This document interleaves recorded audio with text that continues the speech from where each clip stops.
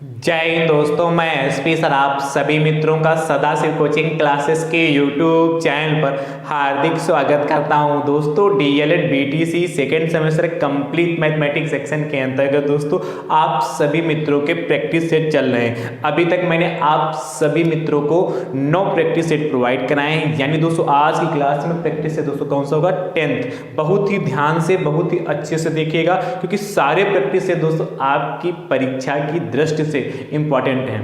ठीक है, तो बहुत ही ध्यान से बहुत ही अच्छे से दोस्तों देखिएगा। डीएलएड सेकेंड सेमेस्टर का जो मैंने मैथ्स का पूरा कंप्लीट सिलेबस आपको प्रोवाइड कराया है। आपको किसी चैप्टर में किसी टॉपिक में यदि डाउट है तो आप जाइए जरूर देखिए। इतना वक्त आपके पास है कि अभी आप देख सकते हैं, अपनी तैयारी बेहतरीन तरीके से कर सकते हैं। इसके लिए मैंने प्ले लिस्ट बनाई जिसका नाम है डीएलएड सेकेंड सेमेस्टर मैथ्स 2024। इस नाम से प्ले लिस्ट बनी। जैसे आप इस पर क्लिक करेंगे तो डीएलएड सेकेंड सेमेस्टर का पूरा कंप्लीट सिलेबस इसके अंतर्गत आप देख पाएंगे। और दोस्तों जो मैंने प्रैक्टिस सेट प्रोवाइड कराया है वो भी यदि आप देखना चाहते हैं तो दोस्तों उसके लिए मैंने प्ले लिस्ट बनाई जिसका नाम है DElEd second semester maths PS PYQ and MP 2024। इस नाम से प्ले लिस्ट बनी है, जाइए उसमें देखिए जाके। ठीक है, चलिए आज के प्रैक्टिस सेट का पहला प्रश्न और बहुत ही शानदार प्रश्न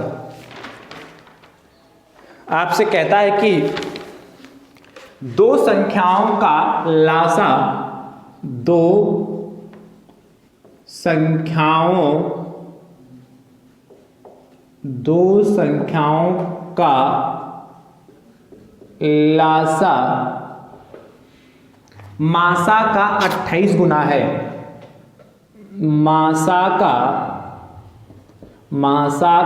28 गुना है। आगे आपसे कहता है भैया यदि लासा और मासा का योग, यदि लासा तथा मासा का योग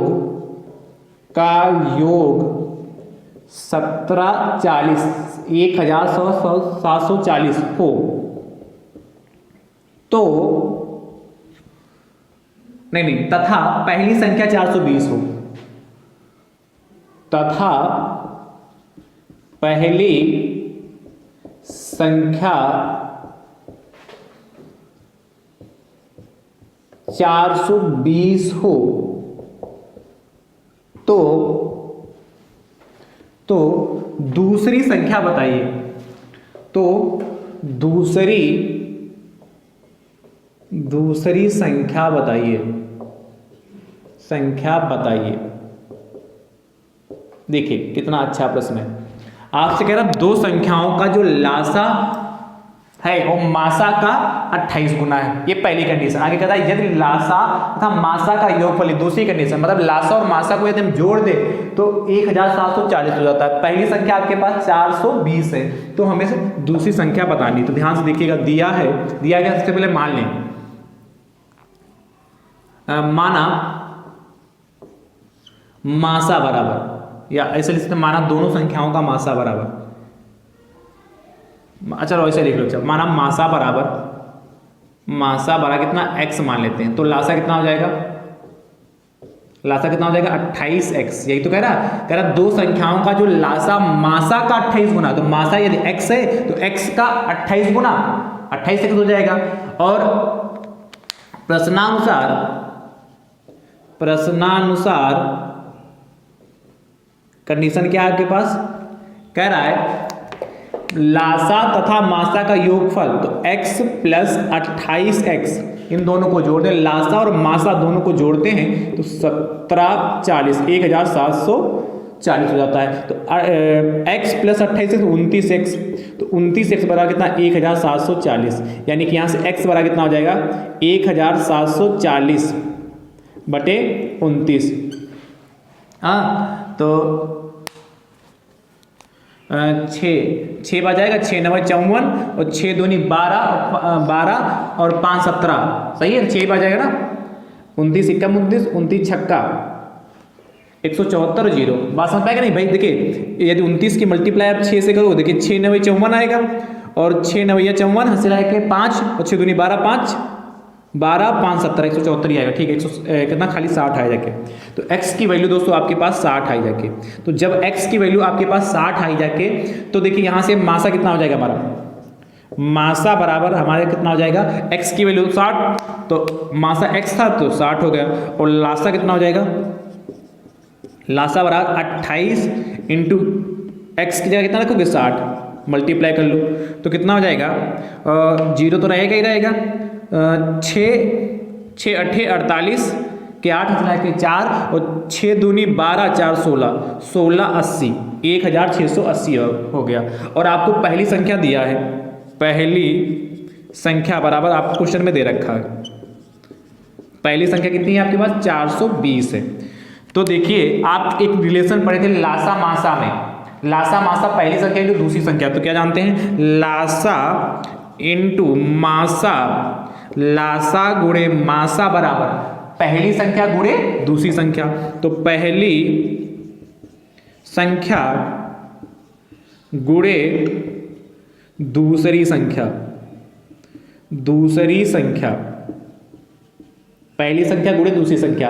अब ध्यान से देखिएगा, तो लासा गुणे मासा, लासा आपके पास कितना है 1680 गुणे मासा आपके पास कितना है 60 बराबर पहली संख्या आपके पास कितनी 420 और इक्वल टू दूसरी संख्या। चाहते तो आप मान सकते थे, माना दूसरी संख्या बराबर y या p कुछ भी मान सकते हैं, या दूसरी संख्या ही लिखा रहेंगे, इससे कोई इफेक्ट पड़ेगा नहीं।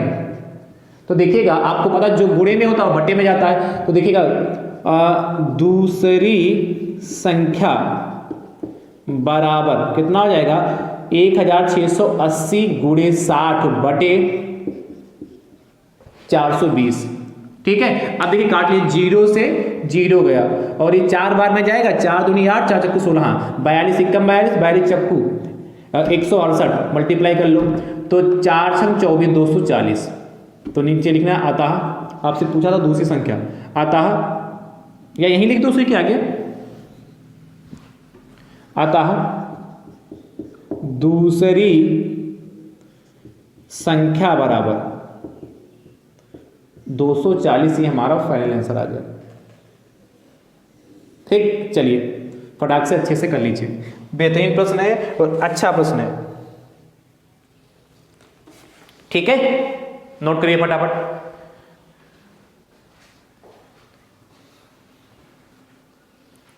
नोट कर लीजिए भाई, आसान प्रश्न है कि नहीं आसान प्रश्न है, बताइए।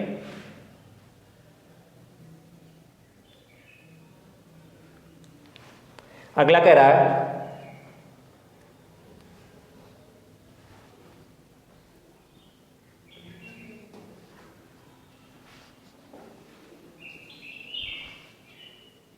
ये हो गया ना। चलिए नेक्स्ट क्वेश्चन देखिएगा, इसको रब कर दूं।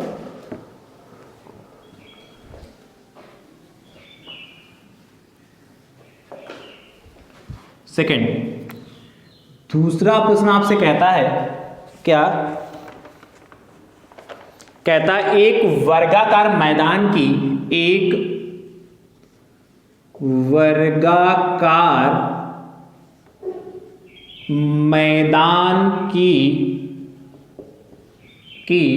एक भुजा 28 मीटर लंबी है, एक भुजा 28 मीटर लंबी है। ठीक भैया, आगे आपसे कहता है यदि मैदान के अंदर चारों भुजाओं के साथ, यदि मैदान के अंदर चारों भुजाओं के साथ 1.5 मीटर चौड़ा रास्ता वाहनों के लिए सुरक्षित छोड़ा गया है। 1.5 मीटर चौड़ा रास्ता छोड़ा गया है, चलो चौड़ा रास्ता छोड़ा गया है, ठीक है, वाहनों भी लिख सकते हैं, छोड़ा गया है। आपसे जानना चाहता है क्या, तो शेष मैदान का क्षेत्रफल बताइए। तो शेष मैदान का क्षेत्रफल बताइए, क्षेत्रफल बताइए।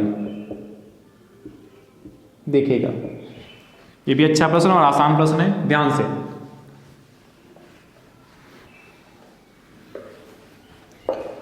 क्या कह रहा है, कह रहा है एक वर्गाकार मैदान है जिसकी भुजा आपको 28 मीटर दे रखी, कितनी दे रखी, 28 मीटर, ठीक है।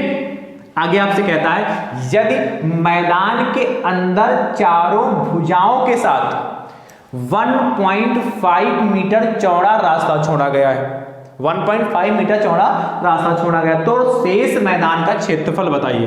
अब ध्यान से देखिएगा, आप सबसे पहले एक वर्ग बनाइए, लग रहा वर्ग, आयत तो नहीं लग रहा, लग तो वर्ग ही रहा। वर्ग है फिलहाल ए बी सी और डी, फिलहाल क्या वर्ग ही है, ठीक है।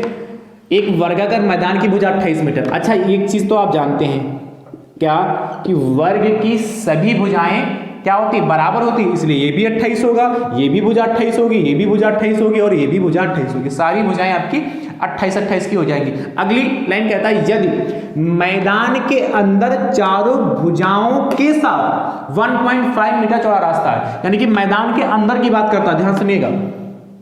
तो इसके अंदर चारों ओर क्या कह रहा है, 1.5 मीटर, चारों ओर 1.5 मीटर चौड़ा रास्ता छोड़ा गया, यानी कि ये जो रास्ता यहां पर है वो कितना है, गैप 1.5 मीटर। सुनते रहिए ध्यान से, ये भी कितना गैप होगा, 1.5 मीटर, ठीक है। और यहां पर भी गैप कितना, 1.5 मीटर, क्योंकि आपसे कहा चारों भुजाओं के साथ, और ये भी दोस्तों गैप कितना, 1.5 मीटर, ठीक है। तो आपसे कह रहा है छोड़ा गया है, तो शेष मैदान का क्षेत्रफल। अब देखिए, पहली बात क्या, हमारा ए बी सी डी एक वर्गाकार मैदान है, उसकी भुजा 28 मीटर थी। फिर कह रहा है चारों भुजाओं के साथ अंदर की ओर चारों भुजाओं के साथ 1.5 मीटर चौड़ा रास्ता छोड़ा गया। अब ध्यान सुनिएगा, इधर भी 1.5 मीटर है और इधर भी 1.5 मीटर है, तो देखिए 1.5 ये और 1.5 ये, मतलब 1.5 प्लस 1.5 कितना, 3 हो जाएगा, 1.5 मतलब 1.5, तो 1.5 प्लस 1.5 जोड़ोगे, अरे भाई देखिएगा 1.5 प्लस 1.5, तो 5 5 10, 1 1 2 3 ही तो आएगा, 3.0 मतलब 3 आया, देखिए यानी कि दोनों साइड में 3 मीटर रास्ता छोड़ गया, 1.5 इधर 1.5 इधर, तो टोटल जो भुजा 28 मीटर थी, अब भुजा कितनी बचेगी, टोटल भुजा जो 28 मीटर थी वह भुजा अब कितनी बचेगी, 25 मीटर। क्यों, क्योंकि 28 मीटर थी, 1.5 मीटर इधर रास्ता छूटा और 1.5 मीटर इधर रास्ता छूटा, तो दोनों साइड में रास्ता छूटने के कारण टोटल रास्ता छूट गया 3 मीटर और भुजा थी 28, इसलिए 25 मीटर बची यहाँ से यहाँ तक, और ये हमारी कहाँ से, यहाँ से लगाकर यहाँ तक। तो अब तो आसान हो गया। आपसे कहा था तो शेष मैदान का क्षेत्रफल, शेष मैदान कौन सा बचेगा, यही वाला अंदर वाला, इसका नाम देते हैं पी क्यू आर और एस, यही तो शेष मैदान है। तो पी क्यू आर एस का आपको क्षेत्रफल चाहिए, तो डायरेक्ट चाहो तो आप डायरेक्ट लिख सकते हो क्या, फिगर जरूर बनाइएगा। देखिए फिगर ना बनाए तो पूरी लैंग्वेज लिखें, यदि फिगर बना देते हैं तो आपको लैंग्वेज कम लिखनी पड़ेगी। क्या लिखेंगे, शेष मैदान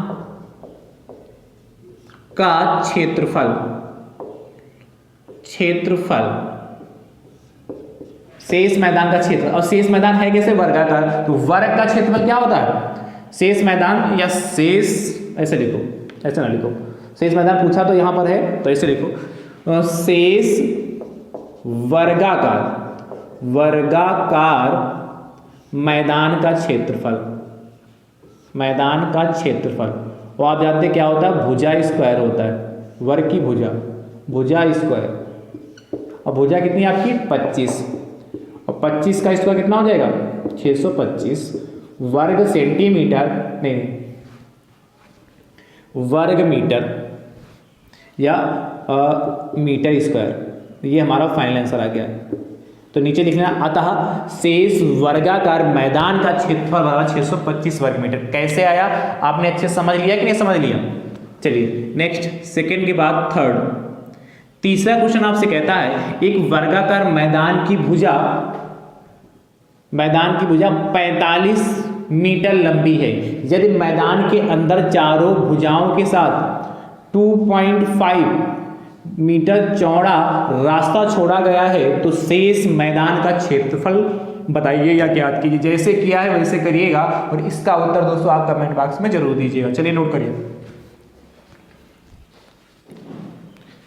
है आसान कि नहीं? नेक्स्ट देखिएगा,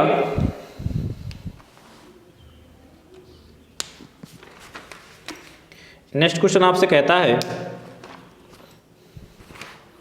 क्या,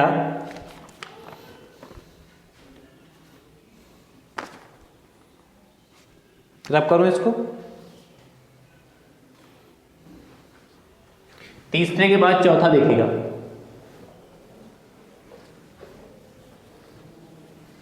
चौथा क्वेश्चन आपसे कह रहा, फोर्थ आपसे कह रहा है क्या कि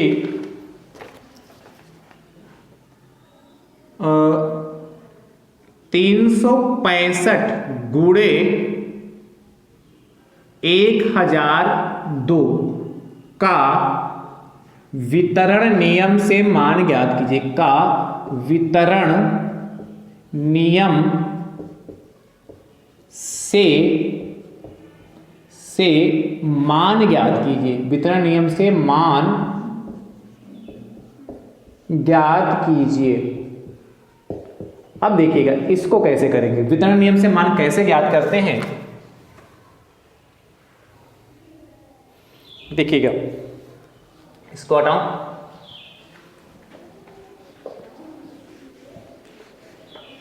वितरण नियम से हमें मान ज्ञात करना है, डिस्ट्रीब्यूशन लॉ।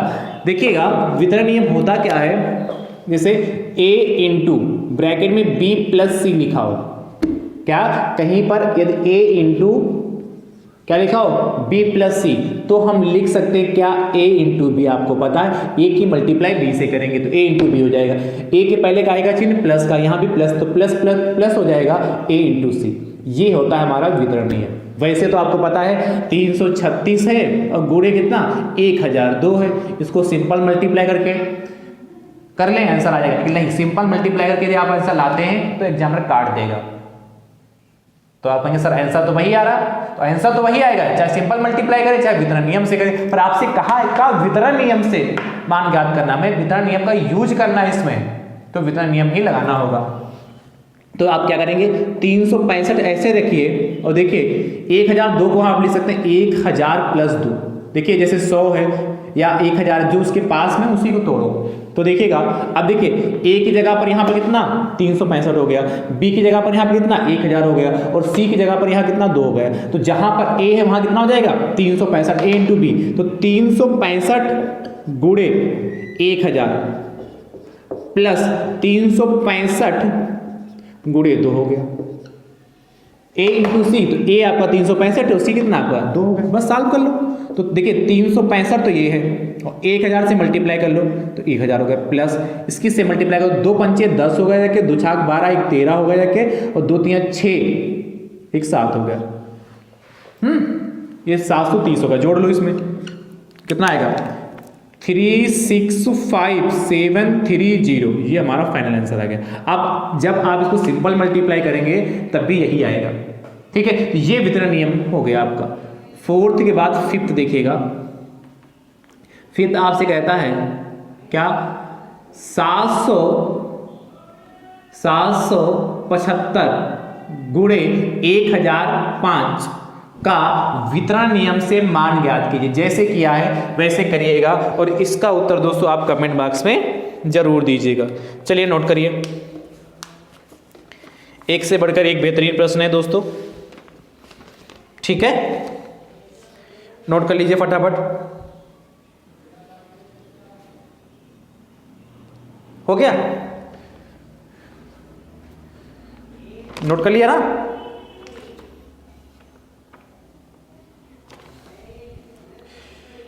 अगला देखिएगा,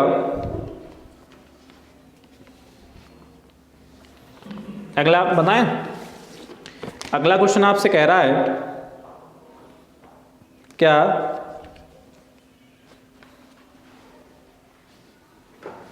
सेवेंथ के बाद सिक्स, नहीं फिफ्थ के बाद सिक्स देखिएगा। छठा क्वेश्चन, छठा आपसे कह रहा है दो क्रमागत विषम संख्याओं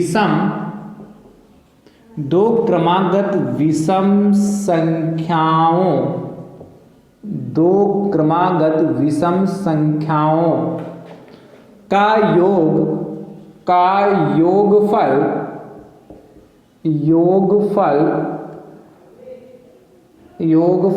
40 है, का योगफल 40 है। उन संख्याओं को ज्ञात कीजिए। उन संख्याओं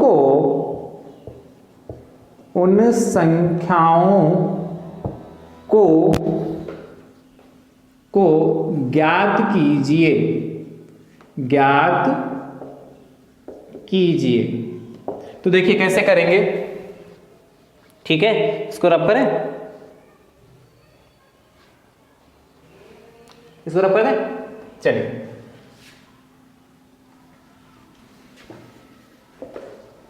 आपसे कह रहा क्या, कह रहा दो क्रमागत विषम संख्याओं का योगफल 40 है। तो ध्यान से देखिएगा, हम मानेंगे का माना पहली विषम संख्या माना पहली विषम संख्या बराबर x, तो दूसरी विषम संख्या, दूसरी विषम संख्या है, दूसरी क्रमागत विषम संख्या या आप खाली दूसरी विषम संख्या भी लिख सकते हैं। कितना हो जाएगा x+2। आप कहेंगे सर ये कैसे हो गया, देखिए क्रमागत की बात कह रहा, मतलब लगातार विषम संख्या। देखिए जैसे आप लिखें 1 लिखें, फिर 2 लिखें, फिर 3 लिखें, फिर 4 लिखें, फिर 5 लिखें, फिर 6 लिखें, ऐसे तो लिखते जाएंगे। अब देखिए आपसे दो क्रमागत विषम संख्याएं कहा, तो यदि आप पहली x मानते हैं तो दूसरी मैंने कहा x+2 मानो। क्यों? देखिए पहली 1 देखिए हमारा विषम है, 1 के बाद 3, तो 3 कब पड़ेगा, जब 1 x बराबर आप 1 मान लो, तो 3 कब आएगा, जब इसमें 2 ही जोड़ोगे तभी तो 3 आएगा। यदि आप अगली बात करिए, यदि x बराबर आप 3 मान लेते हो, x बराबर कितना 3 मान लो, तो दूसरी क्रमागत संख्या 5 पड़ेगी, अगली क्रमागत संख्या 5, तो 5 कब आएगा, जब आप इसमें 2 ऐड करोगे, इसीलिए x+2 मान लिया। बात क्लियर हुई नहीं क्लियर हो रही? अच्छा, और जब भी सम कहे तो देखिए ये सम यहाँ 2 है, फिर 2 के बाद 4 पड़ेगी, तो यानी कि सम भी कहेगा तब भी x मानोगे, और दूसरी क्रमागत सम संख्या कितनी x+2 ही होगी। तो चाहे आप विषम कहे चाहे सम कहे, मानोगे यही। ठीक है, अब जो प्रश्न कह रहा है वो कर दो फटाफट। प्रश्न कह रहा है कि दो क्रमागत विषम संख्याओं का योगफल 40 है, तो प्रश्नानुसार क्या हो जाएगा, x+2 बराबर 40 हो गया। तो x कितना 2x+2 बराबर 40 हो गया, यानी कि 2x = 40 और प्लस का 2 उधर जाएगा तो माइनस का 2। ठीक है, तो 2x = 40 में से 2 जाएगा कितना 38, यानी कि x = 38/2। बटे में 2 कैसे आएगा, जो मल्टीप्लाई में वो डिवाइड में, x के गुणे में 2 है भाई, मल्टीप्लाई में ये पूछो 2 और x के बीच में काय का साइन है, तो आप कहेंगे सर मल्टीप्लाई का। ठीक है, तो जब मल्टीप्लाई का है तो यदि उसको बटे में भेजेंगे, है कि नहीं, जो गुणे में बटे में, तो 2 × 2 2 × 2 2 × 9 18, x की वैल्यू भैया 19 आई जाके, x की वैल्यू 19 आई जाके। तो क्या लिखोगे, उन संख्याओं को ज्ञात करना था, तो क्या लिखोगे, अतः पहली विषम संख्या, देखो विषम संख्या कितनी आ गई 19, और दूसरी क्रमागत विषम संख्या दूसरी क्रमागत विषम संख्या कितनी हो जाएगी, x+2, तो x की जगह कितना 19 हो गया, +2 कितना 21, तो एक आपकी 19 आई जाके, दूसरी आपकी 21 आई जाके, ये दोनों हमारी क्या होंगी, विषम संख्याएं होंगी। चलिए नोट करिए। ठीक है, अगला देखिएगा 6 के बाद 7। आपसे कह रहा दो क्रमागत विषम संख्याओं का योगफल 70 है, तो उन संख्याओं को ज्ञात कीजिए। ठीक है, तो उन संख्याओं को ज्ञात कीजिए, जैसे किया है वैसे करिएगा और इसका उत्तर दोस्तों आप कमेंट बॉक्स में जरूर दीजिएगा। चलिए नोट करिए। ठीक है,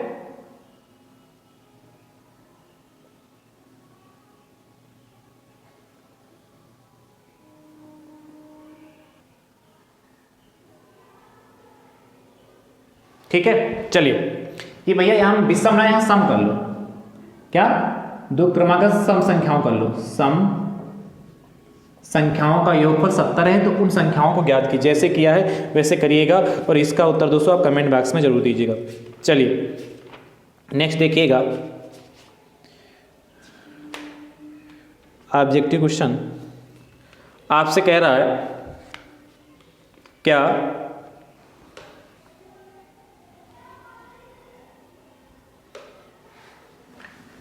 सेवंथ के बाद एट्थ। दोस्तों यदि हमारी कही हुई बात आप अच्छे से समझ पा रहे हैं तो दोस्तों वीडियो को जरूर लाइक करिए और अपने अपने स्तर से जरूर शेयर करिए। ठीक है, एट्थ आपसे कह रहा है कि निम्नलिखित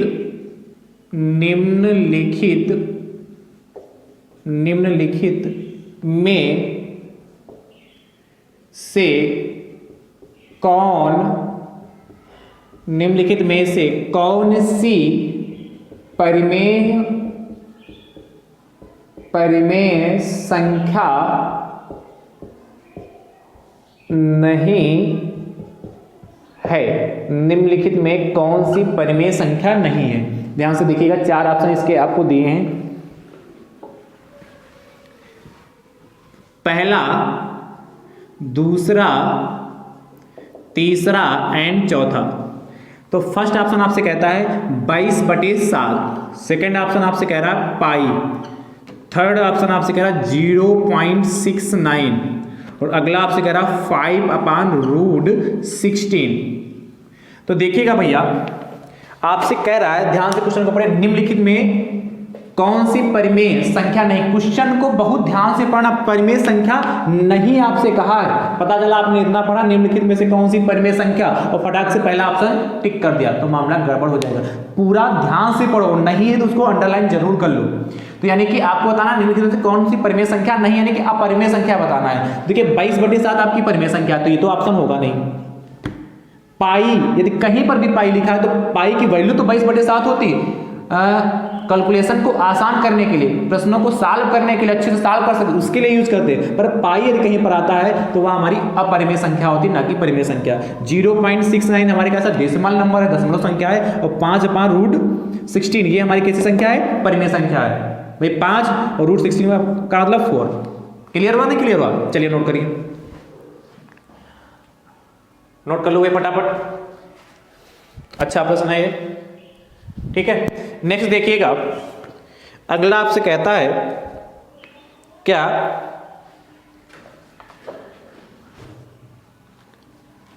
इसको रख दें, 8th के बाद 9th आपसे कहता है 9 नंबर, निम्नलिखित संख्याओं में से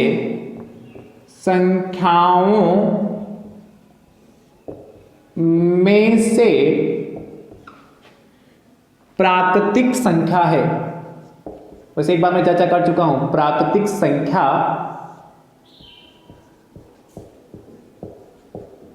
है।